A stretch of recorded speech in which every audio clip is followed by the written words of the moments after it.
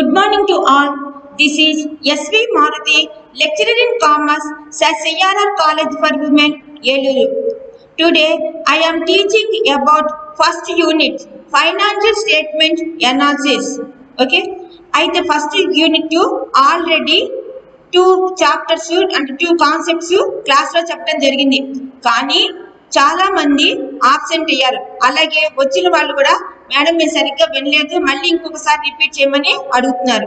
అందుచేత మళ్ళీ ఆ టూ కాన్సెప్ట్స్ మళ్ళీ చెప్పి ఆ తర్వాత మిగతాది కంటిన్యూ చేద్దాం. ఓకే, ఫైనాన్షియల్ స్టేట్మెంట్స్ అంటే ఏంటి అంటే, financial statements means compute picture of the accounts.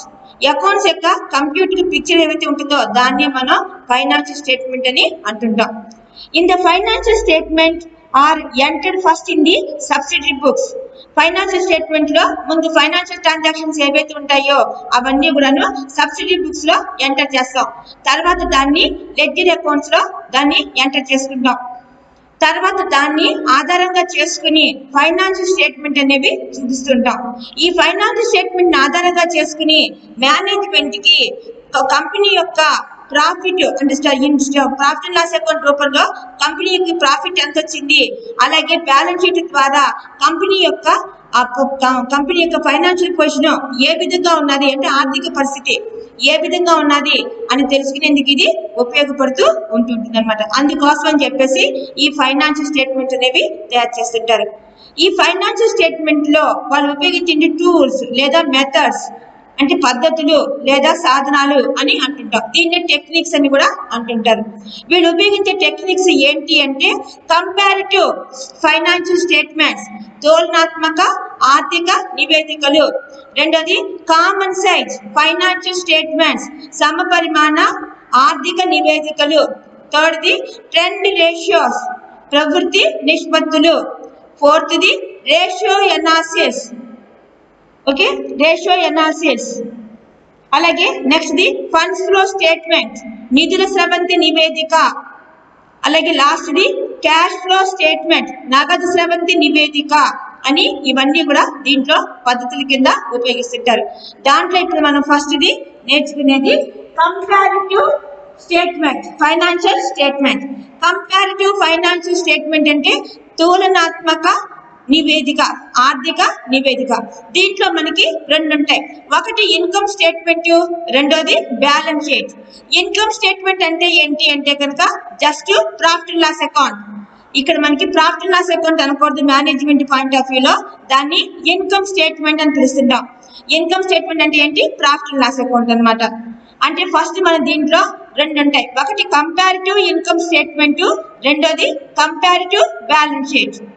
Comparative తులనాత్మక ఆదాయ పట్టిక, రెండోది తులనాత్మక ఆస్తి అప్పుల పట్టిక, కంపారిటివ్ బ్యాలెన్స్ షీట్ అని రెండు ఉంటాయి అనమాట.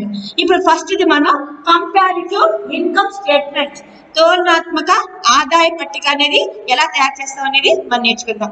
దీంట్లో ఏంటంటే ఫస్ట్ పాయింట్, ముందు మనం వెర్టికల్ ఫామ్ లో ఇన్కమ్ స్టేట్మెంట్ ని అరేంజ్ చేసుకోవాలి.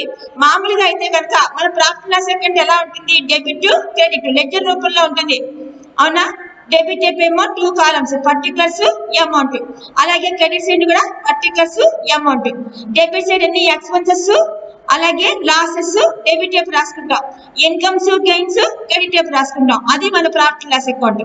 కానీ ఇక్కడ మనం ఏం చేయాలంటే దాన్ని ప్రాఫిట్ లాస్ అకౌంట్ నే మనం ఇక్కడ ఇన్కమ్ స్టేట్మెంట్ అంటాం. ఇన్కమ్ స్టేట్మెంట్ అంటాం కాబట్టి ఇక్కడ ముందు మనం ఇక్కడ ఇన్కమ్ స్టేట్మెంట్ తయారు చేసుకోవాలి. దీన్ని లెడ్జర్ అనకూడదు, ఇది స్టేట్మెంట్ అన్నమాట, నివేదిక. కాబట్టి ఇది ఎప్పుడు కూడాను వెర్టికల్ ఫామ్ లో ఉండాలి, ఊర్ధ్వ రూపంలో ఉండాలి. ఊర్ధ్వ రూపంలో ఉండాలి అంటే దీనికి కొంత ప్రొసీజర్ ఉంటుంది. ఆ ప్రొఫార్మా ప్రకారంగా కొంత ప్రొఫార్మా ఉంటుంది. ఆ ప్రొఫార్మా ప్రకారంగా ముందు మనం అరేంజ్ చేసుకోవాలి. అది ఫస్ట్ పాయింట్. సెకండ్ పాయింట్ ఏంటి అంటే కనుక ఇక్కడ మనకి 2 years ఒక కంపెనీకి చెందినటువంటి 2 years ఇన్ఫర్మేషన్ ఇస్తాడు. ఆ 2 years కి కూడా మనం వెర్టికల్ ఫామ్ లో మనం ముందు ఇన్కమ్ స్టేట్మెంట్ అరేంజ్ చేసుకోవాలి. అది ఫస్ట్ పాయింట్. సెకండ్ పాయింట్, ఈ 2 years కి కూడా చేంజెస్ మార్పులు అనేవి కనుక్కోవాలి. అది second point. Next third point, ఈ చేంజెస్ కి ఇప్పుడు పర్సంటేజెస్ అనేవి క్యాలిక్యులేట్ చేయాలి. చేంజెస్ అనే వాటికి పర్సంటేజెస్ అనేవి క్యాలిక్యులేట్ చేసుకోవాలి. అది థర్డ్ పాయింట్. ఫోర్త్ పాయింట్, ఇప్పుడు ఈ చేంజెస్ కి పర్సంటేజెస్ క్యాలిక్యులేట్ చేసిన తర్వాత వీటన్నిటికీ కలిపి చివరిన కామెంట్ అనేది రాయాల్సి ఉంటుంది. అది ఫోర్త్ పాయింట్. ఈ 4 పాయింట్స్ దీనిలో ఉంటాయి అన్నమాట. ఓకే, ఇప్పుడు ఫస్ట్ పాయింట్ ప్రకారంగా వెర్టికల్ ఫామ్ లో కనుక మనం అరేంజ్ చేసుకోవాలి అంటే కనుక ఫస్ట్ ఏంటంటే దానికి కొంత ప్రోఫార్మా ఉంటుంది. అది ఆల్రెడీ నేను క్లాస్ లో ఇవ్వటం జరిగింది. రాసుకొని వాళ్ళు ఎవరైనా ఉంటే కనుక అది మీరు చూసుకుని మీ ఫ్రెండ్స్ దగ్గర తీసుకుని, లేదా నేను వాట్సాప్ లో పెడతాను, అది చూసుకుని ఆ ప్రోఫార్మా ప్రకారంగా మీరు అది ఫాలో అవ్వాల్సి ఉంటుంది. ఒకసారి ఆ ప్రోఫార్మా రిమైండ్ చేస్తున్నాను, వినండి. ఆ ప్రోఫార్మా ప్రకారంగా ఏంటి అంటే ఫస్ట్ పాయింట్ ఏంటి, సేల్స్ అమ్మకాలు, దాని నుంచి less cost of goods sold అమ్మిన సరుకుల వ్యయము, అది మైనస్ చేయాలి. ఆ వచ్చేదేంటి, గ్రాస్ ప్రాఫిట్ స్థూల లాభము. ఓకే, దాని నుంచి లెస్ ఆపరేటింగ్ ఎక్స్పెన్సెస్ నిర్వహణ ఖర్చులు, యాడ్ ఆపరేటింగ్ ఇన్కమ్స్ నిర్వహణ ఆదాయాలు. ఆ వచ్చేదేంటి, ఆపరేటింగ్ ప్రాఫిట్ నిర్వహణ లాభము. ఓకే, దానికి యాడ్ నాన్ ఆపరేటింగ్ ఇన్కమ్స్ నిర్వహణేతర ఆదాయాలు, దానికి లెస్ నాన్ ఆపరేటింగ్ ఎక్స్పెన్సెస్ నిర్వహణేతర ఖర్చులు. ఆ వచ్చేదేంటి, పీబీటీ ప్రాఫిట్ బిఫోర్ ట్యాక్స్ పన్నులకి ముందు లాభము. దాని నుంచి లెస్ ట్యాక్సెస్ పన్నులు ఏమి చెప్పకపోతే ఎంత మైనస్ చేయాలి, 50%, 50% అనేది మైనస్ చేయాలి. ఇప్పుడు దాని నుంచి లెస్ ట్యాక్సెస్ పన్నులు, అది లెస్ చేసిన వచ్చేదేంటి, పిఏటి ప్రాఫిట్ ఆఫ్టర్ ట్యాక్స్ పన్నుల తర్వాత లాభము. తర్వాత లెస్ అప్రాప్రియేషన్స్ వినియోగితాంశాలు, ఆ వచ్చేదేంటి, నెట్ ప్రాఫిట్ నికర లాభము. ఈ విధంగా వెర్టికల్ ఫామ్ లో అరేంజ్ చేసుకోవాలి. సెకండ్ పాయింట్ ఏంటి, ఆ 2 years ఇస్తాడు కాబట్టి ఆ 2 years కి కూడా చేంజెస్ మార్పులు అనేవి క్యాలిక్యులేట్ చేయాలి. అది సెకండ్ పాయింట్. థర్డ్ పాయింట్ ఏంటి, ఈ చేంజెస్ కి ఇప్పుడు పర్సంటేజెస్ శాతాలు అనేవి క్యాలిక్యులేట్ చేయాలి. అది థర్డ్ పాయింట్. ఫోర్త్ పాయింట్ ఏంటి, ఇప్పుడు ఆ వాటి కొన్నింటి ఆ పర్సంటేజెస్ అవన్నీ కంపేర్ చేసుకుంటూ కింద కామెంట్ అనేది రాయాల్సి ఉంటుంది. అది ఫోర్త్ పాయింట్. ఇది కంపారిటివ్ ఇన్కమ్ స్టేట్మెంట్, తులనాత్మక ఆదాయ పట్టిక.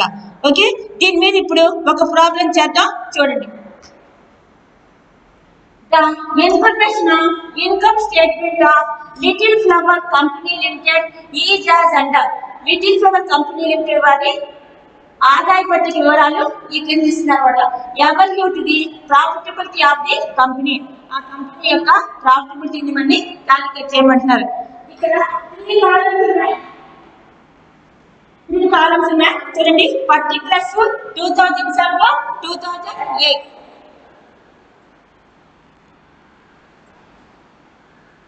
పర్టికులర్స్ 2007 2008.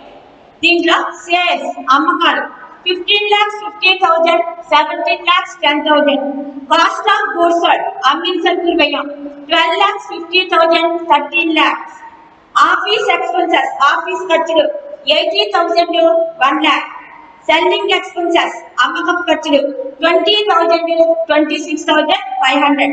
డిస్ట్రిబ్యూషన్ ఎక్స్పెన్సెస్ పంపిణీ ఖర్చులు 10,000, 8,000. ఇంట్రెస్ట్ పెయిడ్ చెల్లించిన వడ్డీ 25,000, 20,000. ఓకే, అలాగే ఇంట్రెస్ట్ ఆన్ ఇన్వెస్ట్మెంట్స్ పెట్టుబడుల మీద వడ్డీ 40,000, 65,000. ట్యాక్సెస్ పన్నులు 50%, 50%. ఓకే, ఈ విధంగా ప్రాబ్లం. ఇప్పుడు దీని నుంచి మనం ఫస్ట్ పాయింట్ సొల్యూషన్ చేయాలి. సొల్యూషన్ చేసే ముందు ఫస్ట్ పాయింట్ ఏం చెప్పాము, వెర్టికల్ ఫామ్ లో ఇన్కమ్ స్టేట్మెంట్ ఆదాయ పట్టిక అనేది ఏర్పాటు చేసుకోవాలి. ఇక్కడ 2 years ఇచ్చారు కాబట్టి 2 years కి కూడా వెర్టికల్ ఫామ్ లో ఊర్ధ రూపంలో ఆదాయ పట్టికని తయారు చేసుకోవాలి. ఆ తయారు చేసుకోవాలి అంటే కనుక ఏ ఐటమ్స్ ఎక్కడ వస్తాయి అనేది ముందు మనం ఫైండ్ అవుట్ చేసుకోవాలి. ఓకే, చూడండి. ఫస్ట్ పాయింట్ సేల్స్ అమ్మకాలు, అలాగే second cost of goods sold second point. Second point వస్తుంది. నెక్స్ట్ ఆఫీస్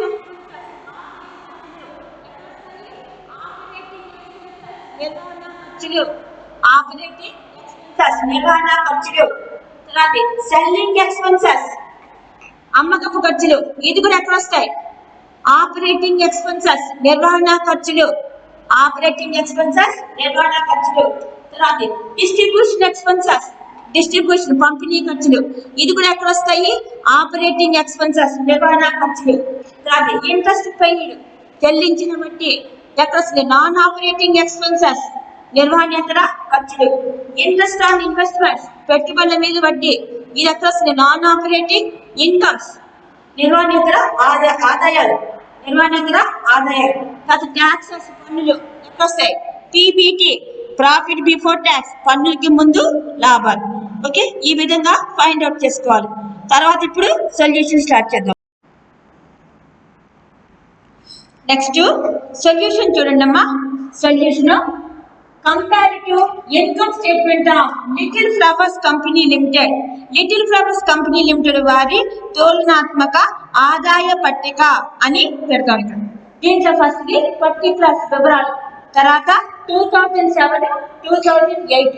2007 లో 2 కాలమ్స్ ఎన్ని రకాల అవుటర్ కాలం. 2008 లో 2 కాలమ్స్ ఎన్ని రకాల అవుటర్ కాలం. అలాగే తర్వాత చేంజెస్ మార్పులు. చేంజెస్ మార్పులు. తర్వాత పర్సంటేజెస్ శాతాలు. ఈ విధంగా మనం అరేంజ్ చేసుకుంటాం. అంటే మొత్తం ఎన్ని వచ్చినాయి? 1 2 3 4 5 కాలమ్స్ వచ్చినాయి. మొత్తం 5 కాలమ్స్. ఫస్ట్ది పర్టికులర్స్ వివరాలు. తర్వాతది 2007. తర్వాతది 2008. తర్వాతది చేంజెస్ మార్పులు. తర్వాతది పర్సంటేజెస్ శాతాలు. 2007 లో మళ్ళీ 2 కాలమ్స్ రావాలి. ఇన్నర్ కాలం అవుటర్ కాలం. 2008 లో 2 కాలమ్స్ రావాలి. ఇన్నర్ కాలం అవుటర్ కాలం. ఓకే, ఇది ఈ విధంగా ముందు మనం అరేంజ్ చేసుకోవాలి. ఇప్పుడు ఫస్ట్ పాయింట్ ఏంటి? ముందు కొంచెం సేపు ఈ చేంజెస్ పర్సంటేజెస్ లేవనుకోండి, మార్పులు అలాగే శాతాలు ఇవి లేవు అనుకుని ముందు మనం వెర్టికల్ ఫామ్ లో ఊర్ధ్వ రూపంలో ఇన్కమ్ స్టేట్మెంట్ ఆదాయ పట్టికని తయారు చేసుకోవాలి. ఇన్కమ్ స్టేట్మెంట్ ని వెర్టికల్ ఫామ్ లో తయారు చేసుకోవాలి. ఓకే, ఆదాయ పట్టిక అనే దాన్ని ఊర్ధ్వ రూపంలో తయారు చేసుకోవాలి. ఇప్పుడు ఫస్ట్ పాయింట్ చూడండి. ఫస్ట్ పాయింట్ సేల్స్ అమ్మకాలు. 2007 లో ఎంత? 15,50,000 కాబట్టి అవుటర్ కాలం వేసేసాం. అలాగే 2008 లో ఎంత? 17,10,000 17,10,000 కాబట్టి అవుటర్ కాలం వేసాం. తర్వాత second less cost of goods sold అమ్మిన సరుకులు వేయము ఎంత? 12,50,000 అవి అవుటర్ కాలం వేసుకున్నాం. ఇక 2008 లో 13 lakhs. ఓకే, అవి రెండు మైనస్ చేస్తే మనకి ఏమొచ్చినాయి? గ్రాస్ ప్రాఫిట్ స్థూల లాభము ఎంత? 3 lakhs 4,10,000 3 lakhs. అలాగే next third point less operating expenses నిర్వహణ ఖర్చులు. నిర్వహణ ఖర్చులు అన్నప్పుడు దీనిలో ఆఫీస్ ఎక్స్పెన్సెస్ ఆఫీస్ ఖర్చులు 80,000 ఎన్ని రకాల్లో వేసుకున్నాం? 80,000 2007 లో ఎన్ని రకాలం. అలాగే 2008 లో 1 lakh ఎన్ని రకాలం? 1 lakh ఎన్ని రకాలం. అలాగే సెల్లింగ్ ఎక్స్పెన్సెస్ అమ్మకపు ఖర్చులు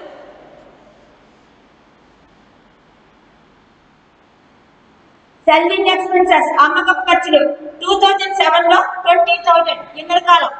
2008 లో 20,500 ఎన్ని రకాలం.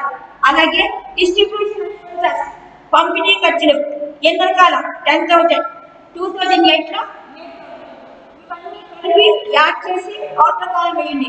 2007 లో 1,10,000 2008 లో 1,34,500 ఇవి మైనస్ చేయండి.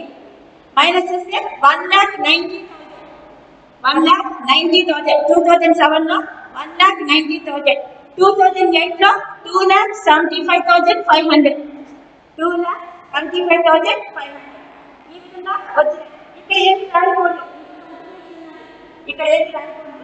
ఇలా ఉంటుంది. ఓకే, ఇప్పుడు నాకు ముందు ఇక్కడ బోర్డు సరిపోతుంది కాబట్టి ఇటు వరకు చేసాము. దీనికి ఇప్పుడు చేంజెస్ పర్సంటేజెస్ ఇవి క్యాలిక్యులేట్ చేసి నెక్స్ట్ దానికి వెళ్దాం. ఓకే, ఇప్పుడు చేంజెస్ చూడండి. చేంజెస్ అన్నప్పుడు క్యాలిక్యులేట్ చేసేటప్పుడు దీంట్లో మనకి 2 ఇయర్స్ ఇచ్చారు. 2 ఇయర్స్ లో లాస్ట్ ఇయర్ దాన్ని బేస్ ఇయర్ అనుకుంటాము. లాస్ట్ ఇయర్ దాన్ని బేస్ ఇయర్ ఆధార సంవత్సరము, కరెంట్ ఇయర్ దాన్ని కరెంట్ ఇయర్ ప్రస్తుత సంవత్సరము అనుకుంటాం. దీన్ని 2007 ఏమో బేస్ ఇయర్ ఆధార సంవత్సరము, 2008 ఏమో కరెంట్ ఇయర్ ప్రస్తుత సంవత్సరము అనుకుంటాం. ఇప్పుడు దీనిలోంచి ఇది మైనస్ చేసి ఆ వచ్చిన వాల్యూ చేంజెస్ దగ్గర వేయండి. కరెంట్ ఇయర్ వాల్యూ ఎక్కువ ఉంటే plus value, current year value ఎక్కువ ఉంటే మనకు వచ్చేది plus value. Base year value ఎక్కువగా ఉంటే మనకు వచ్చే వాల్యూ మైనస్. కరెంట్ ఇయర్ ప్రస్తుత సంవత్సరం వాల్యూ కనుక ఎక్కువగా ఉంటే అప్పుడు difference plus value. Base year value ఆధార సంవత్సరం కనుక ఎక్కువగా ఉంటే మనకు వచ్చిన ఆన్సర్ మైనస్. రెండింటికి డిఫరెన్స్ ఏమో ఈ చేంజెస్ దగ్గర వేయండి. తేడాన్ని డిఫరెన్స్, తేడాన్ని చేంజెస్ మార్కుల దగ్గర వేయండి. కరెంట్ ఇయర్ ఎక్కువగా ఉంటే ప్లస్ వాల్యూ, బేస్ ఇయర్ ఎక్కువగా ఉంటే మైనస్ వాల్యూ. ఓకే, ఇప్పుడు చూడండి 17,10,000 మైనస్ 15,50,000 ఎంత వచ్చింది? 1,60,000. ఇప్పుడు దీనిలో ఏది ఎక్కువగా ఉంది? 2008 ఎక్కువగా ఉంది అంటే కరెంట్ ఇయర్ కాబట్టి ప్లస్ వాల్యూ, కాబట్టి ప్లస్ వాల్యూ. అలాగే రెండోది 13 lakhs మైనస్ 12,50,000 డిఫరెన్స్ అంతా 50,000. ఏది ఎక్కువగా ఉంది? 2008 అంటే కరెంట్ వాల్యూ, కరెంట్ ఇయర్ కాబట్టి ప్లస్ వాల్యూ. అలాగే నెక్స్ట్ 4,10,000 మైనస్ 3 lakhs ఎంత వచ్చింది? 1,10,000. 1,10,000 ఇది కూడా 2008 అంటే కరెంట్ వాల్యూ ఎక్కువ వచ్చింది కాబట్టి ప్లస్ వాల్యూ. అలాగే 1,34,500 1,34,500 మైనస్ 1,10,000 ఎంత వచ్చింది? 24,500. ఇక్కడ కూడా మనకి ఈ 2008 లో ఎక్కువ వచ్చింది కాబట్టి ప్లస్ వాల్యూ. అలాగే 2,75,500 మైనస్ 1,90,000 ఎంత వచ్చింది? 85,500. ఇక్కడ కూడా మనకి 2008 లో ఎక్కువ వచ్చింది కాబట్టి ప్లస్ వాల్యూ, ప్లస్ వాల్యూ వచ్చాం. ఈ విధంగా చేంజెస్ అనేవి క్యాలిక్యులేట్ చేసాం. ఓకే, ఇప్పుడు పర్సంటేజెస్ అనేవి క్యాలిక్యులేట్ చేయాలి. పర్సంటేజెస్ క్యాలిక్యులేట్ చేయాలి అంటే దానికి ప్రిన్సిపల్ అంటే changes value by base year value into 100. Changes value by base year value into 100 అంటే మార్కుల్లో ఉన్నటువంటి ఆ విలువ బై ఆధార సంవత్సరం విలువ ఇంటూ 100.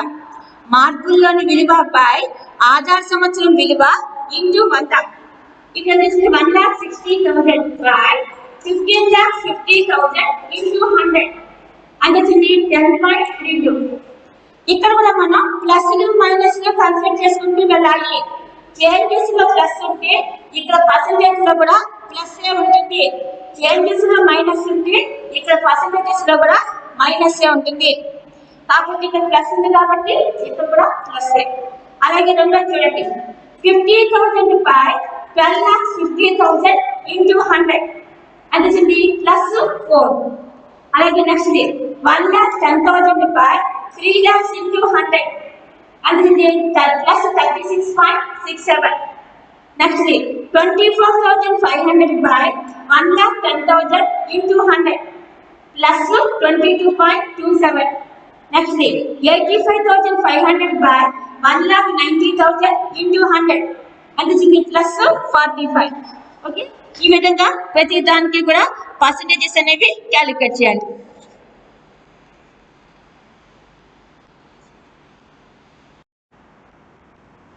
తర్వాత 4th point add operating incomes. అంటే నిర్వహణ ఆదాయాలు, ఇక్కడ ఏమి లేవు కాబట్టి నీళ్ళు. ఓకే, తర్వాత వచ్చేది మనకి ఆపరేటింగ్ ప్రాఫిట్ నిర్వహణ లాభం 1,90,000. 1,90,000 ఇక్కడ 2,75,000 ఇందాకగా వచ్చినాయి కాబట్టి అటు ఇక్కడ వేసుకున్నాం 2,75,000. అప్పుడు డిఫరెన్స్ చేంజెస్ మార్కులు 85,500. అప్పుడు పర్సెంటేజెస్ ఇందాకటి 45. ఓకే, ఇప్పుడు దీనికి add. Fifth point, non operating incomes, నిర్వహణేతర ఆదాయాలు. నిర్వహణేతర ఆదాయాలు ఏమున్నాయి? ఇంట్రెస్ట్ ఆన్ ఇన్వెస్ట్మెంట్స్, పెట్టుబడుల మీద వడ్డీ.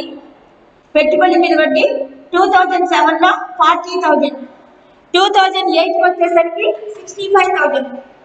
ఓకే, ఇవి రెండు యాడ్ చేస్తే అప్పుడు 2007లో 2,30,000, 2007లో 2,30,000, 2008 వచ్చేసరికి 3,40,500, 3,40,500. ఇప్పుడు చేంజెస్ మార్పులు చూడండి.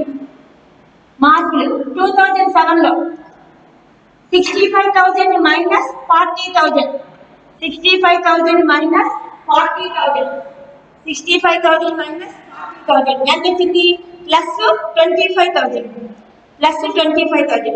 అలాగే 3,40,500 మైనస్ 2,30,000, 3,40,500 మైనస్ 2,30,000 ఎంత? 1,10,500.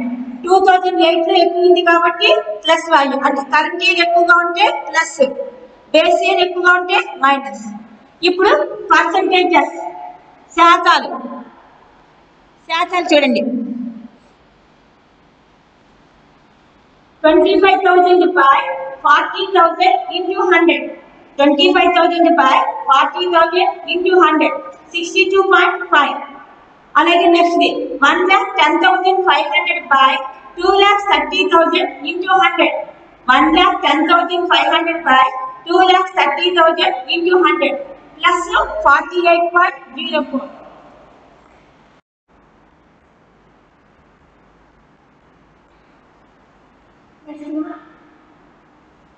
Sixth point, less non-operating expenses, నిర్వహణేతర ఖర్చులు. దీంట్లో ఇంట్రెస్ట్ పెయిడ్, చెల్లించిన వడ్డీ 2007లో 25,000, 2008లో 20,000. ఓకే, ఇప్పుడు ఈ రెండింటికి డిఫరెన్స్ చేంజెస్. చేంజెస్ ఎంత వచ్చింది? 5,000. 2007లో ఎక్కువగా ఉంది, 2007లో ఎక్కువగా ఉందంటే బేస్ ఇయర్ కాబట్టి మైనస్ వాల్యూ ఇచ్చాం. ఇప్పుడు దీనికి పర్సంటేజ్, శాతాలు. 5,000 by 25,000 into 100 ఎంత వచ్చింది? మైనస్ 20. ఓకే, ఇప్పుడు ఇది మైనస్ చేసుకుంటే మనకు వచ్చింది 2,05,000. అలాగే 2008లో 3,20,000, 2,05,000, 3,20,000. దీన్ని ఏమని పిలుస్తాం? పీపీటీ, ప్రాఫిట్ బిఫోర్ ట్యాక్స్, పన్నులకి ముందు లాభాలు, పన్నులకి ముందు లాభాలు. ఇప్పుడు దీనికి కూడా చేంజెస్ కొనుక్కోవాలి, మార్పులు. 3,20,000 మైనస్ 2,05,000 ఎంత వచ్చింది? 1,15,500. 3,20,000 మైనస్ 2,05,000 ఎంత వచ్చింది? 1,15,500. కరెంట్ ఇయర్ ఎక్కువగా ఉంది కాబట్టి ప్లస్ వాల్యూ. ఇప్పుడు పర్సంటేజ్ 1,15,500 by 2,05,000 into 100 ఎంత వచ్చింది? 56.34, 56.34. ఓకే, ఇప్పుడు దాని నుంచి లెస్. నెక్స్ట్ సెవెంత్ పాయింట్ ఏంటిది? లెస్ ట్యాక్సెస్, పన్నులు. ఏది చెప్పకపోతే 50%. దీని మీద క్యాలిక్యులేట్ చేసాం. 2,05,000 మీద 50% క్యాలిక్యులేట్ చేసాం. ఎంత వచ్చింది? 1,02,500 మైనస్ చేస్తే 1,02,500. ఓకే, అలాగే 2008లో 3,20,000 మీద క్యాలిక్యులేట్ చేసాం 50%. ఎంత వచ్చింది? 1,60,500 మైనస్ చేస్తే 1,60,500. ఇప్పుడు చేంజెస్, మార్పులు. ఇప్పుడు 1,60,500 మైనస్ 1,02,500 ఎంత వచ్చింది? ప్లస్ 57.750. కరెంట్ ఇయర్ ఎక్కువగా ఉంది కాబట్టి ప్లస్ వాల్యూ. అలాగే చేంజెస్ ప్లస్ 57,750. అలాగే percentages, శాతాలు. 57,750 by 1,02,500 into 100, 57,750 by 1,02,500 into 100, 56.34. 56.34. ఇది మైనస్ చేసాం. మైనస్ చేస్తే మళ్ళీ అంతే వచ్చింది సేమ్. 1,02,500, 1,60,500. అలాగే చేంజెస్ మార్పులు ప్లస్ 57,750 ప్లస్ 56.34 అది వచ్చినాయి. దీన్ని ఏమని పిలుస్తాము? PAT, profit after tax. Profit after tax అంటే పన్నుల తర్వాత లాభాలు అని పిలుస్తాం. Next one 8th point less appropriations, వినియోగిత అంశాలు. ఇక్కడ వినియోగిత అంశాలు ఏమీ లేవు కాబట్టి సేమ్ అవే వస్తాయి. అవేంటి? నెట్ ప్రాఫిట్ నికర లాభము 2007 ఎంత? 1,02,000. 2008 ఎంత? 1,60,250. అప్పుడు చేంజెస్ మార్పులు ప్లస్ 57,750. అప్పుడు పర్సెంటేజ్ శాతాలు ప్లస్ 56.34. ఇది వరకు అయితే వచ్చినాయి అన్నమాట. ఓకే, లాస్ట్ లో ఇప్పుడు మనం చివరిన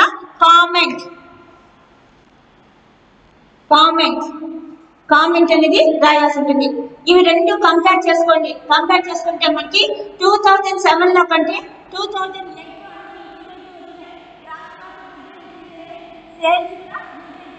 అలాగే నెట్ ప్రాఫిట్ కూడా ఇంక్రీజ్ అవుతున్నాయి. కాబట్టి చివరిలో కామెంట్ ఉండాలి. The performance of the company for the year 2008 is better than 2007. The performance of the company for the year 2008 is better than 2007. 2007 కంటే 2008 లో కంపెనీ యొక్క సామర్థ్యము బాగున్నది. 2007 కంటే 2008 లో కంపెనీ యొక్క సామర్థ్యము బాగున్నది అని కామెంట్ అనేది రాయాల్సి ఉంటుంది. ఓకే, ఈ విధంగా ఈ 4 స్టెప్స్ ద్వారా కంపారిటివ్ ఇన్కమ్ స్టేట్మెంట్ అనేది తయారు చేయాలి. Okay, I repeat again. First of all vertical form లో 2 years కి కూడాను ముందు మనం ఇన్కమ్ స్టేట్మెంట్ తయారు చేసుకోవాలి. సెకండ్ పాయింట్ చేంజెస్ మార్పులు అనేవి కనుక్కోవాలి. కరెంట్ ఇయర్ ఎక్కువగా ఉంటే ప్లస్ వాల్యూ, బేస్ ఇయర్ ఎక్కువగా ఉంటే మైనస్ వాల్యూ ఇచ్చుకుంటూ చేంజెస్ అనేవి క్యాలిక్యులేట్ చేయాలి. అది second point. Third point percentages calculate చేయాలి. దానికి changes value by base year value into 100, ప్రస్తుత సంవత్సరం విలువ బై ఆధార సంవత్సరం విలువ ఇంటూ 100. ఓకే, చేంజెస్ ఇక్కడ మనం ఏదైతే ప్లస్లు మైనస్ ఉన్నాయో అవే ఇక్కడ కూడా వస్తాయి. నెక్స్ట్ లాస్ట్ లో 4th పాయింట్ కామెంట్ అనేది రాయాల్సి ఉంటుంది. This is about comparative income statement. తులనాత్మక ఆదాయ పట్టిక అనేది ఈ విధంగా తయారు చేస్తుంది. నెక్స్ట్ క్లాస్ లో మనం కంపారిటివ్ బ్యాలెన్స్ షీట్, తులనాత్మక ఆస్తుల పట్టిక ఎలా తయారు చేయాలో నేర్చుకుందాం. Okay, I will continue the next class. Thank you.